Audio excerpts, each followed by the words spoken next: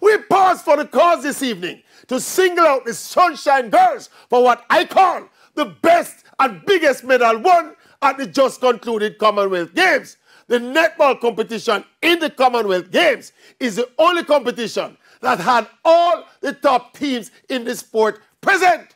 So whereas top stars from athletics and swimming, etc. were missing, in the netball, all the powerhouses were there. So to come out of that with a silver medal, coming so close to winning the gold medal, beating the world #1 Australia and world #2 New Zealand along the way, this Commonwealth silver medal performance must be Jamaica's best medal, as well as the best performance by a Jamaican netball team on the world stage.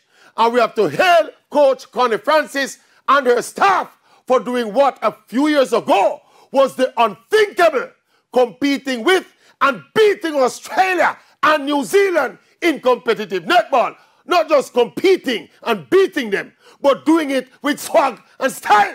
So make we just do the right thing by supporting the Sunshine Girls and give them more of the tools for them to continue to make the impossible possible and to make the visible invisible.